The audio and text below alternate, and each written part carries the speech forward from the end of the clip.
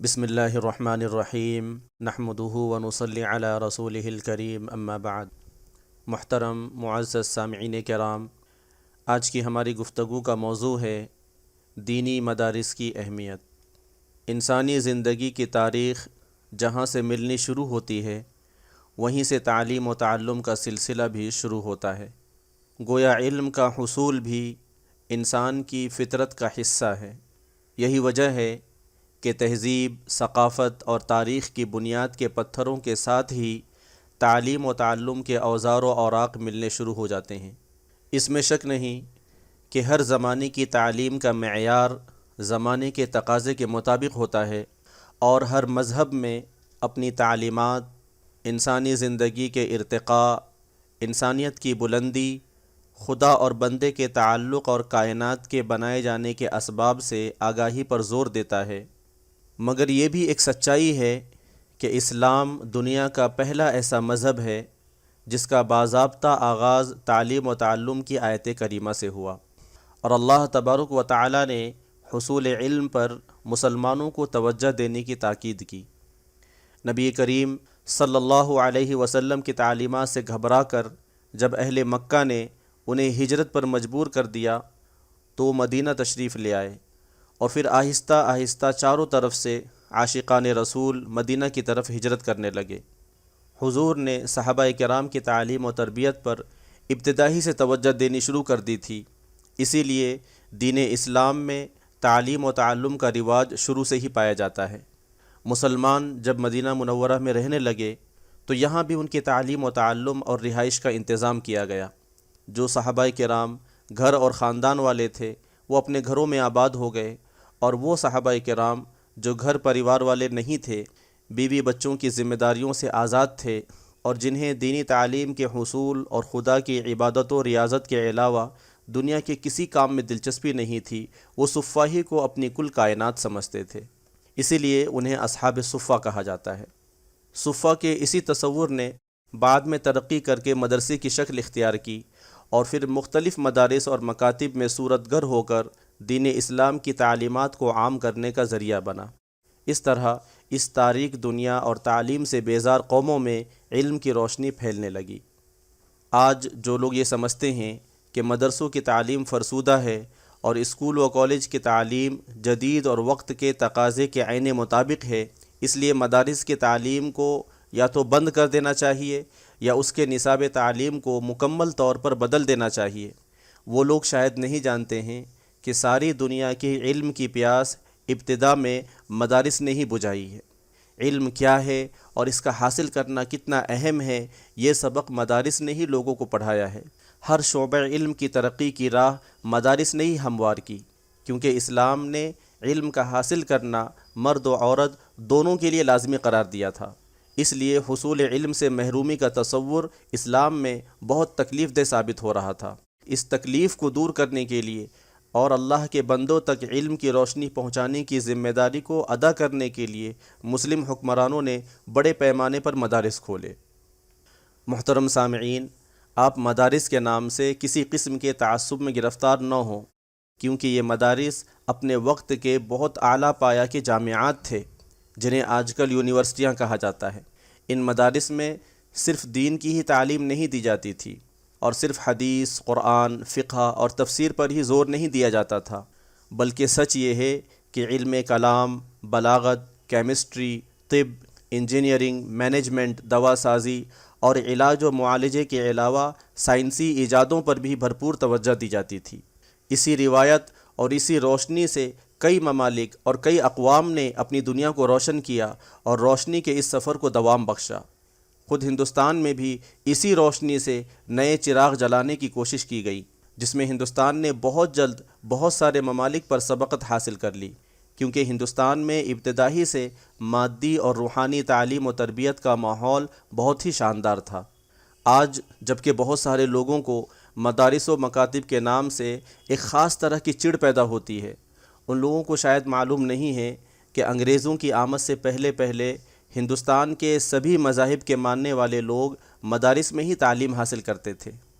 بہت ہی کم لوگ جانتے ہیں کہ راجہ رام موہن نے مدرسے سے فضیلت کا پورا کورس مکمل کیا تھا۔ سند کے اعتبار سے وہ عالم اور فاضل مولانا تھے۔ کیا یہ ممکن نہیں کہ اسلامی تعلیم ہی کے فیض سے انہوں نے یہ جانا ہو کہ ستی پرتھا غیر انسانی عمل ہے، اور وہ اس کے دور کرنے اور اس رسم کو مٹانے کے لیے عملی زندگی میں نکل پڑے ہوں؟ آپ ایک ذرا توجہ کریں گے تو معلوم ہوگا کہ ہمارے ابتدائی زمانے کے جتنے لیڈر اور ہیرو گزرے ہیں وہ سب کے سب مدارس کے تعلیم یافتہ تھے۔ ان میں علماء اور فضلاء بھی تھے اور حکماء اور اطباء بھی۔ سچ تو یہ ہے کہ آج سے 100-200 سال پہلے تعلیم یافتہ ہونے کا مطلب ہی مولوی اور مولانا ہوتا تھا۔ مولوی مہیش اور مولوی مدن تو آج تک اردو ادب میں مشہور اور مقبول ہیں۔ کہنے کا مطلب یہ ہے کہ مدارس اور مکاتب کے نظام نے ہی ہندوستان میں تعلیم و تعلم کے رواج کو عام کیا اور اتنے بڑے ملک سے جہالت کو دور کرنے کا فریضہ انجام دیا۔ اس لیے مدارس اور مکاتب کی اہمیت سے انکار نہیں کیا جا سکتا ہے۔ سچ پوچھیے تو دینی مدارس اور علماء ملک کی نظریاتی سرحدوں کے محافظ اور معاون ہیں۔ دینی مدارس ہدایت کے سرچشمے، امن کے گہوارے اور اشاعت دین کا گہوارہ ہیں۔ ان مدارس اسلامیہ کا کسی بھی طرح کے تخریبی کاموں سے دور دور کا بھی واسطہ نہیں ہے۔ یہ مغرب کا پروپیگنڈا ہے کہ دینی مدارس کے طلباء تنگ نظر ہوتے ہیں، جبکہ سچ یہ ہے کہ دینی مدارس کی تعلیمات اور دینی مدارس کے طلباء وسیع النظر ہوتے ہیں، کیونکہ اسلام مساوات، بھائی چارے اور امن کا درس دیتا ہے، اونچ نیچ مٹانے کا حکم دیتا ہے، اور صاف لفظوں میں کہتا ہے کہ سارے انسان ایک ہی ماں باپ کی اولاد ہیں، اس لیے کسی کو کسی پر فوقیت حاصل نہیں ہے، الا یہ کہ انسان اپنے بہترین اعمال اور اخلاق و کردار کی پاکیزگی سے بلند مرتبہ حاصل کرے۔ سچ یہ بھی ہے کہ آج کا دور جو تہذیبی تصادم کا دور ہے، اس دور میں نوجوانوں کے اندر اگر ایمان کا شعور زندہ ہے تو وہ مدارس اور علم کی بدولت زندہ ہے۔ دینی مدارس اور دینی مدارس کے طلباء وحدت کی نشانی اور اتحاد و یکجہتی کا عملی ثبوت ہیں۔ یہ مختلف قوموں، صوبوں اور علاقوں سے تعلق رکھنے کے باوجود مدرسے کی ایک ہی چھت کے نیچے ایمان و یقین کے روشن گلشن میں ایک ساتھ مل کر رہتے ہیں اور لکھتے پڑھتے ہیں، ایک دسترخوان پر کھاتے ہیں اور ایک ہی صف میں کھڑے ہو کر نماز ادا کرتے ہیں، جس سے یہ پیغام جاتا ہے کہ سارے انسان ایک جیسے ہیں، سب برابر ہیں۔ یہاں یہ بات بھی یاد رہے کہ دینی مدارس نے قوم و ملت کی آزادی، ترقی اور اس کے وقار کو بلند کرنے میں ہمیشہ بنیادی رول ادا کیا ہے اور اتحاد و یکجہتی کی روشن مثالیں قائم کی ہیں۔ جب وطن عزیز غلامی کے دور سے گزر رہا تھا اور ہندوستانی ثقافت اور ہندوستانیوں کی خودداری اور اس کا مذہب خطرے میں تھا، تو اسے بحال کرنے کے لیے مدارس اور علماء کرام نے بہت ہی اہم اور بنیادی رول ادا کیا۔ شاہ ولی اللہ دہلوی اور شاہ عبدالعزیز سے لے کر آج تک کے سبھی بڑے اور اہم علماء کرام نے ملک و ملت کی تعمیر میں اہم رول ادا کیا ہے۔ علماء صادق پور کی خدمات سے ہندوستان کی آزادی کی تاریخ روشن ہے۔ آزادی کے لیے اپنی جانیں قربان کرنے والوں میں سب سے بڑی تعداد علماء اور مدارس کے پروردہ لوگوں کی ہے۔ مولانا محمود الحسن، عبید اللہ سندھی اور ان کے ساتھیوں سے لے کر مولانا ابوالکلام آزاد، حضرت موہانی، شوکت علی، محمد علی جوہر تک علماء کرام کی خدمات اتنی روشن اور تابناک ہے جس پر ہندوستان ہمیشہ فخر کرتا رہے گا۔ سچ جانیے کہ دینی مدارس صرف دین کے ہی نہیں، انسانیت، بلند اخلاقی، اعلیٰ کرداری، نیک نفسی، آپسی اتحاد، مساوات، بھائی چارے اور امن و امان کے عملی درسگاہوں کے مضبوط ترین قلعے ہیں۔ انہی مدارس میں اپنے ملک، اپنی قوم سے محبت کا سچا سبق پڑھایا جاتا ہے، انسانیت کی خدمت کا درس دیا جاتا ہے، غریبوں، یتیموں، بے کسوں، مجبوروں، بیواؤں، ضعیفوں، مریضوں کی خدمت کا پاٹھ پڑھایا جاتا ہے۔ یہ مدارس ہی ہیں جہاں قوم و ملت کے نونہالوں کو روحانی غذا فراہم کی جاتی ہے اور ان کے سینوں میں دین کی شمع کو روشن کیا جاتا ہے، ان کے ذہنوں میں آدمیت کی عظمت اور خدا واحد کی قدرت کی روشنی بھری جاتی ہے، ہمدردی، ایثار، خلوص، خدمت خلق، حسن سلوک، معافی، درگزر جیسے زندگی کے حقیقی اثاثے کی قدر و قیمت کا احساس دلایا جاتا ہے، عدل، انصاف اور حق بولنے پر آمادہ کیا جاتا ہے۔ یہ مدارس ہی ہیں جہاں سے آج بھی علم کی وہ روشنی پھوٹتی ہے جو انسان کو باطنی طور پر منزہ کر کے اسے انسانیت اور اشرف المخلوقات کے بلند مقام تک پہنچانے کی راہ دکھاتی ہے۔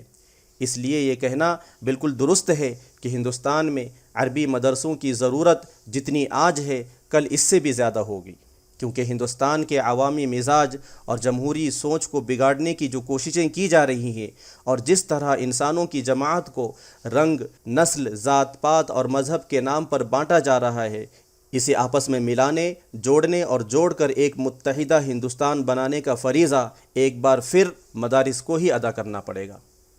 اس لیے مدرسوں کی حفاظت کرنا، اسے سنبھال کر رکھنا، اس کے مستقبل کو محفوظ بنانا مسلمانوں کی سب سے بڑی ذمہ داری ہے۔ اگر کوئی یہ کہتا ہے کہ مدرسوں کا کوئی فائدہ نہیں ہے، مدرسوں میں پڑھنے والے بچوں کا مادی اعتبار سے کوئی مستقبل نہیں ہے، تو بھی برا ماننے کی ضرورت نہیں ہے، کیونکہ بچوں کو مادی اعتبار سے مستحکم بنانے والے تعلیمی درسگاہوں کی کوئی کمی نہیں ہے۔ جہاں مہنگی قیمت پر بچوں کو تعلیم و تربیت دی جاتی ہے، اس کے باوجود بے روزگاروں کی بھیڑ بڑھتی چلی جا رہی ہے۔ یاد رہے کہ انسان صرف مادی خوشحالی سے زندہ نہیں رہ سکتا ہے، اسے روحانی سکون کی بھی ضرورت پڑتی ہے، اور یہ روحانی سکون صرف مدارس اسلامیہ فراہم کرتے ہیں۔ لوگوں کو روحانی طور پر پاکیزہ اور منزہ بنانے کا کام مدارس اسلامیہ ادا کرتے ہیں، اور غریب سے غریب ترین بچوں کے لیے مفت تعلیم کا انتظام بھی یہ مدارس ہی کرتے ہیں۔ مادی اور عصری تعلیم کی علائشوں میں لت پت لوگوں کو روحانی تعلیم کی خوشبو کا احساس مدارس اسلامیہ ہی دلاتے ہیں۔ کیا یہ کہنے کی ضرورت رہ جاتی ہے کہ دین کی بقا و تحفظ، اسلامی اقدار و روایات کی پاسداری و پاسبانی، اسلامی شریعت کے نفوذ اور تعلیم سے آگاہی اور ایمان و عقیدے کی پختگی کے جتنے سامان ہیں، اس کی فراہمی کا فریضہ مدارس اسلامیہ ہی ادا کرتے ہیں۔ معزز سامعین کرام، معاشرے کی دینی ضروریات کی تکمیل میں مدارس کا رول اور اس کا مقام اس کسان کی طرح ہے جو زمین کو ہموار کرتا ہے، پھر اس میں بیج بوتا ہے، فصل کی دیکھ بھال کرتا ہے، اور پھر فصل تیار ہو جانے پر غلہ تیار کرتا ہے، اور پھر اس غلے کو مارکیٹ تک پہنچاتا ہے، اور اسے مارکیٹ سے گھر گھر، شہر شہر اور گاؤں گاؤں پہنچانے میں اپنی ساری قوت لگا دیتا ہے، تاکہ کوئی بھوکا نہ رہے، تاکہ کسی کا ایمان ادھورا نہ رہے، اور لوگ آسودگی اور ایمان و یقین کی پختگی، روحانی تازگی اور شکم سیری اور ذہن و فکری امنگ کے ساتھ زندگی گزاریں، حلال و حرام کے تصور سے واقف ہوں، تاکہ کسی قسم کے نقصان کا شکار نہ ہوں۔ سچ پوچھئے تو دین کے تمام شعبوں کو زندہ رکھنے، ایمان کے تمام تقاضوں سے لوگوں کو آگاہ کرنے، نیکی کے سبھی راستوں سے لوگوں کو روشناس کرنے، بھلائی کے سارے کاموں کو اپنانے کے لیے لوگوں کو آمادہ کرنے میں مدارس بہت ہی بنیادی رول ادا کرتے ہیں۔ مکاتب اور مدارس کی اہمیت اپنی جگہ مسلم ہے۔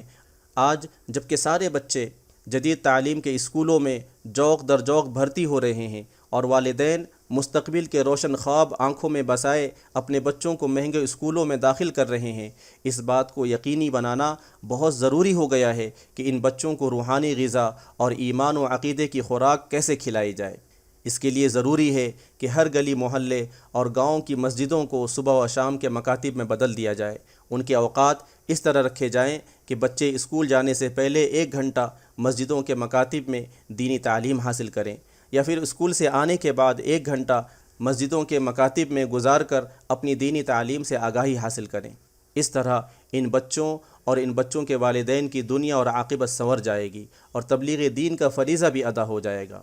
اگر کوئی یہ کہتا ہے کہ آج کے زمانے میں جب کہ علم نے اتنی ترقی کر لی ہے کہ وہ آسمان سے آگے اور پاتال سے نیچے کی خبر لانے میں لگا ہے، ایسے میں مدارس و مکاتب کی تعلیم کی ضرورت نہیں ہے، وہ دراصل خود بھی حقیقت سے ناآشنا ہے، اور اپنی ہی طرح دوسروں کو بھی حقیقت تک پہنچنے سے روکنا چاہتا ہے،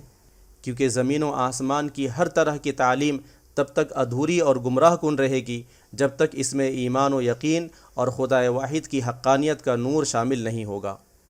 مکاتب اور مدارس کی اہمیت کو کسی بھی حال میں کم کر کے دیکھا نہیں جا سکتا ہے، اس لیے دینی مدارس کی ترقی، اس کی ترویج اور اس کے مقام و مرتبے کو بلند کرنے میں سبھوں کو مل کر کام کرنا چاہیے۔ یہ دینی تعلیم کی وراثت کے وہ آبگینے ہیں جنہیں ٹھیس لگے گی تو ٹوٹ جائیں گے، اس لیے ان آبگینوں کی حفاظت کے لیے ہم سبھوں کو ہر وقت تیار رہنا چاہیے، اور یہ بات پوری طرح ذہن نشین کر لینی چاہیے کہ جب تک یہ دینی مدارس قائم رہیں گے تب تک دین کے قلعے میں کوئی سیند نہیں لگا سکے گا۔ اس لیے ہر مسلمان کو اسے اپنی وراثت کی طرح محفوظ رکھنے کی کوشش کرنی چاہیے۔